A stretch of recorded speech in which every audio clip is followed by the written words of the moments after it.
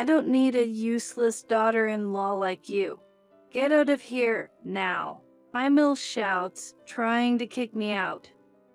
How can she be so arrogant when her own son is the problem? Don't worry, I'll finish moving out today. Just as I say that, the moving truck arrives at the perfect moment. After loading all my stuff, I get into my car. My husband, Bob, watches me drive away, looking stunned. My name is Michelle, a 32-year-old office worker. Bob and I have been married for 2 years. We met at a mixer. We were the same age and had a lot in common, so we hit it off and started dating. We continued to date smoothly, and we got married when we both turned 30. Before getting married, we visited each other's parents to introduce ourselves. Bob, please take good care of my daughter. You bet. Leave it to me. My dad's confident response made me think I could trust this man. I thought I could trust this man and go through life with him. Next, we visited his parents, who were very friendly and welcoming. Thank goodness Bob found someone good. We were getting worried he'd never get hitched, you know? LOL. Dad, Mom, come on. LOL. That's because there was no sign of you getting a girlfriend. LOL. Yeah, we were worried because he's our only son. My in-laws were laughing as they said this. Seeing Bob flustered, I couldn't help but join in the laughter.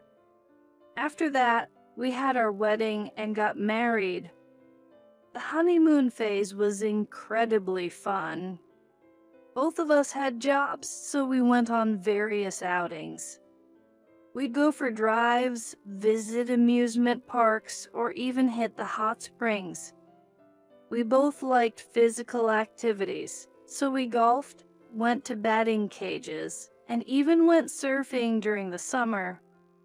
Life had been truly enjoyable since we got married, filled with cherished memories. I thought our happy married life would continue like this. But then something unexpected happened. Wait, what?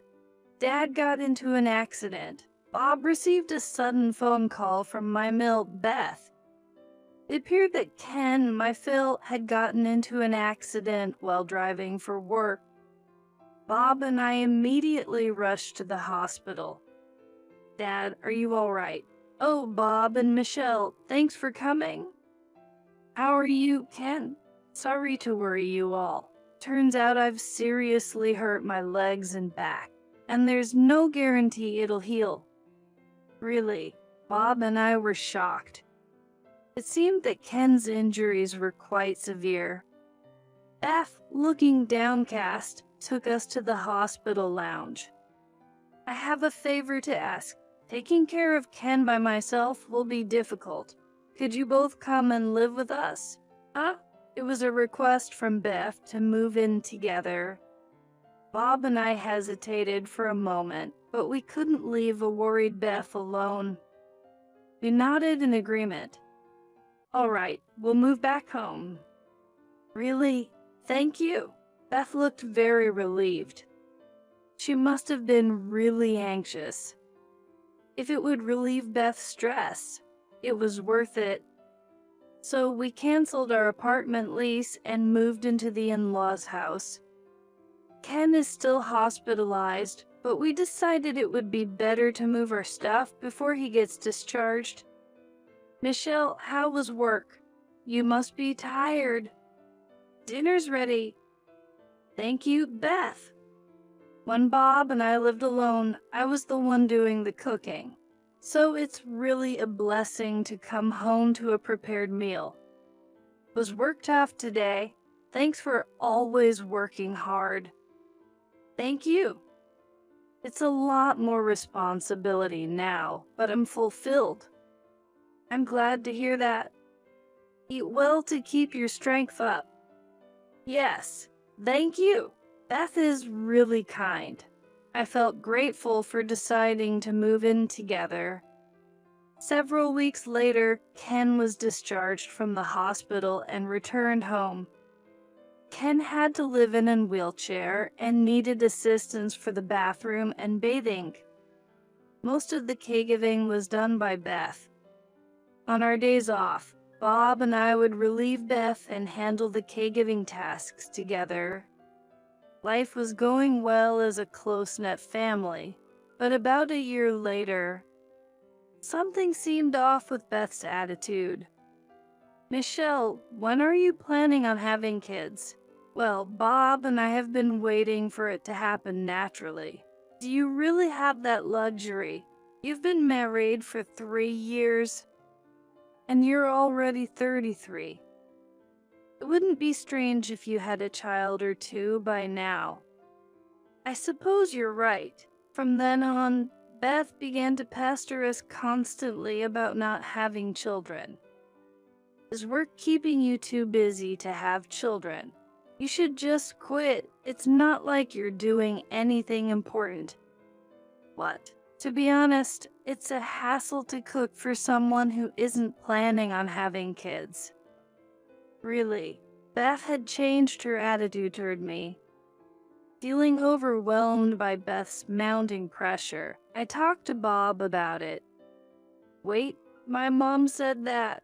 "Yeah, honestly, it's really hard to hear that kind of stuff over and over." "I get it, but all we can do is wait for it to happen naturally." "True. Don't worry, I'll talk to my mom about it." "Thank you." I felt relieved after Bob said that. However, Beth's pestering didn't seem to let up. "Do you really have any pride in continuing that job? You can live comfortably on Bob's income alone, right? Plus, we don't even pay rent living here. I'd rather you quit that silly job and start having kids already." Beth kept badgering me like this almost every day. And then I noticed a change in Bob, too. He started coming home much later than usual. "Did you have to work late again?" "Yeah, it's been draining every day." Bob said this, but he didn't seem particularly worn out. In fact, he looked almost excited. On weekends, he would often go out, saying he had plans with his friends. So I ended up taking care of Ken by myself. "Michelle, is dinner ready yet?" "I'm making it now. Please wait a bit longer." "Ike, you're so useless. Don't you think you should just quit your job and stay home?" Beth took every opportunity to pile everything onto me. So, during weekends, I never had time to rest and would start the work week totally worn out. What was once an enjoyable living arrangement had become nothing but agony. But I really have to keep living like this. The thought alone sent chills down my spine. And then I learned a shocking truth. It happened during work one day. I received a message on WhatsApp from Hannah, a close friend since college. Curious, I opened the image she had sent. What is this?" The picture showed Bob holding hands with an unknown woman walking around the tourist area. Bob had left the house for a couple of days, claiming it was a business trip. Hannah was on vacation with her husband and happened to spot Bob with this woman, quickly snapping a photo. "Sorry to spring this on you, but I thought you should know." "Thanks, Hannah. You saved me." Something inside me broke. Bob was having an affair. He probably couldn't care less about my problems with Beth. Just thinking about it filled me with intense rage. I'll get my revenge. That was the strong resolve I formed. I immediately called Bob. But as expected, he didn't answer right away. After multiple attempts, he finally picked up. What is it? I'm busy at work. Sorry, but why do I hear sounds like you're outside? Huh? I heard a welcome in the background. Are you really at work? What are you talking about? I said I'm at work. I'm on the move. I gotta go. Bob hastily hung up, sounding flustered. I then hired a private investigator to gather sufficient evidence to demand a divorce. When I got home, Beth was standing there, arms crossed. Finally, you're home. Get started on dinner now. Beth barked orders at me, but I realized that I didn't want to listen to this unreasonable person anymore. No way. What? I said I'm not cooking dinner just for you, Beth. What on earth are you saying? You think it's okay to have that attitude with your mother-in-law? Do you think it's okay for a mother-in-law to treat her daughter-in-law like crap? You expect me to be obedient all the time. Well, I never. How dare you? Just get to the kitchen and cook. Beth yelled at me like that. I made dinner, but only for Ken. Then I helped Ken onto his wheelchair and took him to the dining table. Here's your dinner, Ken. Ah, thank you. Aren't you eating, Michelle? I lead out. Oh, all right then. Hey, why haven't you prepared anything for me? Ignoring yelling Beth, I left the house. After eating out and relaxing, I spent the night in a budget hotel. During that time, Beth tried to call me several times, but I decided not to return home until I calmed down. About a week later, I received a call from the private investigator and went to pick up the investigation report. Sure enough, Bob was having an affair. They even had clear photographic evidence. I took the evidence and returned home. Where have you been? Beth was fuming when I got back. Michelle, you can't just leave the house like that. Bob joins Beth in blaming me. Can you believe this guy who's been cheating on me? You'll be doing all the housework and caregiving until I say it's enough. No way. What did you just say? Michelle, you have to accept some form of punishment for putting my mom in a bind. Then let's get divorced. What? Both Beth and Bob were flustered when I brought up divorce. What are you talking about? Don't just casually bring up divorce. There's nothing casual about it. I've been suffering from your mom's constant nagging, and you've never stood up for me. Well, that's between Michelle and Mom, right? See, that's how you really feel. You just don't want to get involved in any hassle. No wife wants to stay in a household where her husband doesn't value her and her meal is relentlessly awful. But I do care about you. As Bob tries to make an excuse, Beth interrupts. Fine, go ahead and divorce. But we don't need a useless daughter-in-law like you. Mom, what are you saying? You can find someone much better, maybe even younger. You can have kids. I'll be relieved when you're gone. Just leave. Beth starts yelling, trying to chase me out. How can she be so brazen when her son is the problem? Well, she probably doesn't know about his affair. Don't worry, I'll move out today. Just then, a moving truck pulls up.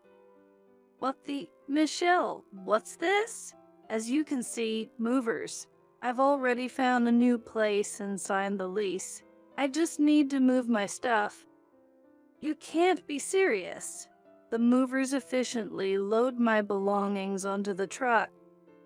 I get into my car. Let's talk for lawyers next. You cheating jerk. What? I toss out photos of his affair through the window to a stunned Bob and Beth. Both their faces turn white as Beth picks up the photos. After confirming, I started the car engine and drove away. Bob just stood there, staring blankly as I left.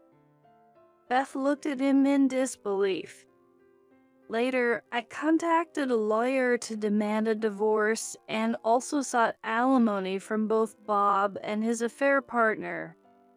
As a result, I received $30,000 from each of them. Turns out, my ex-husband Bob had a lower income than me and is now knee-deep in debt and struggling big time. Ken was furious about the affair and kicked him out of the house.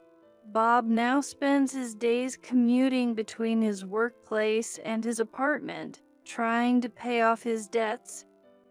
Beth, who had been pushing all the house chores and caregiving on me, now has to do it all herself. She's even thrown her back out doing it. Apparently, she's now living a life of solitude, doing house chores and caregiving while visiting the doctor. Since I often told my neighbors about the abuse from Beth, they've been avoiding her. I can't help but think that it serves both mother and son right. Meanwhile, I've been thriving in my career, earning a stable income, and living a fulfilling life. I plan to continue focusing on my job and aim for further career advancement.